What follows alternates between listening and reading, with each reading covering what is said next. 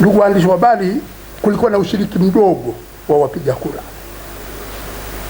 kinyume na takwimu za tume ambazo zinadai kuwa wapiga kura milioni 32,803,310 sawa na asilimia 87.13 ya wapiga kura wote walioandikishwa walijitokeza, wakati hali halisi inaonyesha vituo vingi vilikuwa tupu.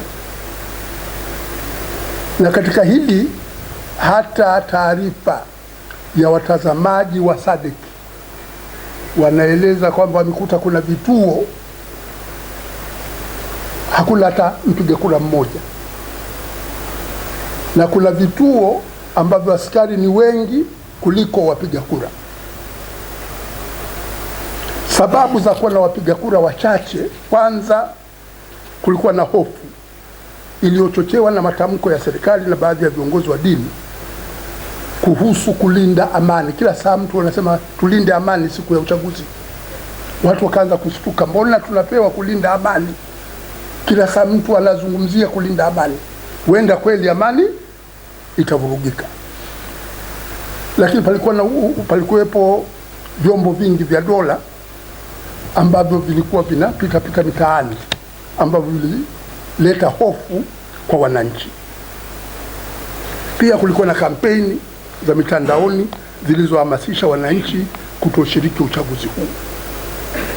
Aidha, kampeni ya urais ambayo kwa kawaida ndio inaleta mvuto sana katika upigaji wa kura ilikuwa ya upande mmoja, zikitangazwa zaidi na vyombo vya habari vya serikali kwa niaba ya mgombea wa CCM. Wagombea wa upinzani wakiwemo wa CUF hawakupewa nafasi katika vyombo hivi. Hata vyombo ambavyo sio vya serikali navyo kidogo vilikuwa vina wasiwasi kidogo. Vilikuwa vyenyewe vinafanya self censorship, kwamba wakati wowote unaweza leseni yako ikafu. Na tena hawa ni majaji, wanasema asilimia 87 ya wapiga kura wamejitokeza kupiga kura, jambo ambalo haliwezekani kwa hali ilivyokuwa kwenye vituo.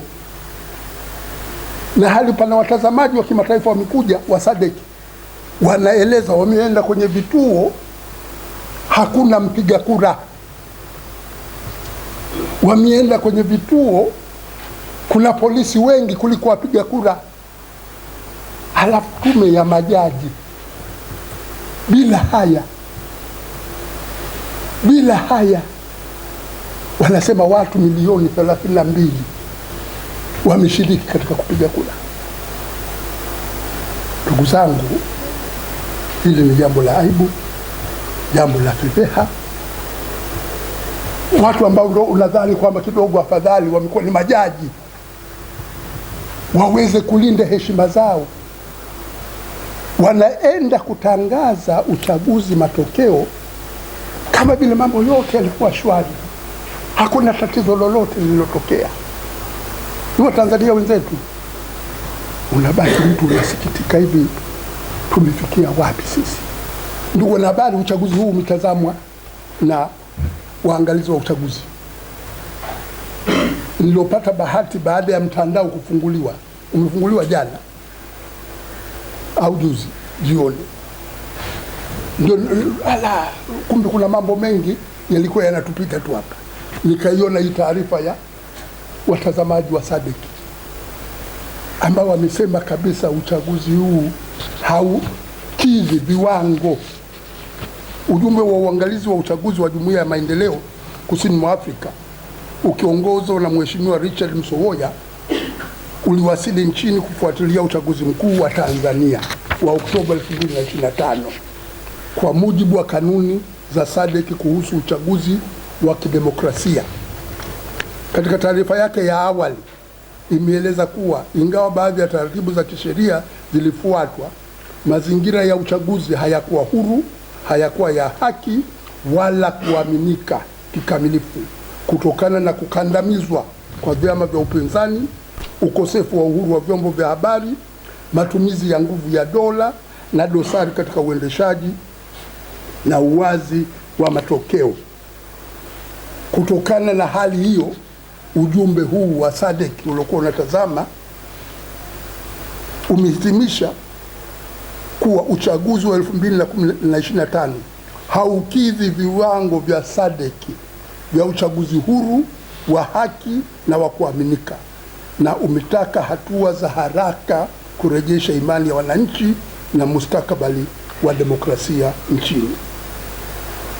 Taarifa hii ya SADC pia imekosoa katiba ya Tanzania inayozuia matokeo ya uchaguzi wa rais kuhojiwa mahakamani, kuzuia mgombea binafsi asiyekuwa mwanachama wa chama kilichosajiliwa na rais ambaye ni mgombea wa chama tawala kuwa ndiye mteuzi wa wajumbe wa tume ya uchaguzi. Ndugu wanahabari, kwa hitimisho tunasema kwamba baada ya kushauriana na viongozi wenzangu wa kamati ya uongozi ya Baraza Kuu, CUF inatamka wazi kuwa uchaguzi mkuu wa 2025 haukuwa huru, haukuwa wa haki wala wa kuaminika. Ni ubakwaji mwingine wa demokrasia.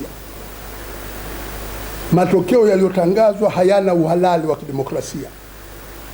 Chama kinaitaka jamii ya kimataifa, mashirika ya kikanda, ya ndani ya nchi na wananchi wenyewe kwa ujumla kushinikiza kwanza kuundwa serikali ya mpito, caretaker government.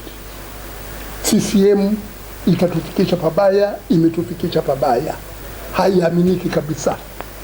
Tunahitaji pawepo na serikali ya mpito itakayosimamia mchakato wa mpito wa kisiasa na kukamilisha upatikanaji wa katiba ya demokrasia inayotokana na maoni ya wananchi, kuunda tume ya uchaguzi iliyo huru kweli na isiyodhibitiwa na chama tawala, iandae uchaguzi huru na wa haki, kulinda haki za binadamu kwa kufanya mageuzi ya mahakama na vyombo vya dola, hususan polisi na usalama wa taifa.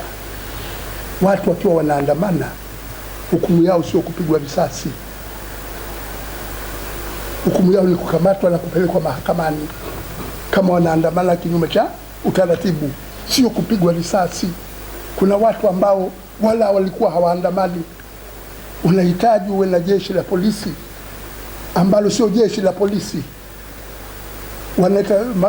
Wakati mwingine tunafanya makosa kuita hii ya police force, wao wanaona kutumia nguvu. Tunahitaji tuwe na police service, huduma za polisi za ulinzi wa raia na mali zao. Tunahitaji kujenga taasisi madhubuti ya mapambano dhidi ya rushwa. Huku kung'ang'ania kubaki madarakani ni kwa sababu ya rushwa. Rushwa ikikithiri na tamaa za utajiri, unaona kwamba lazima tu mimi niwe rais.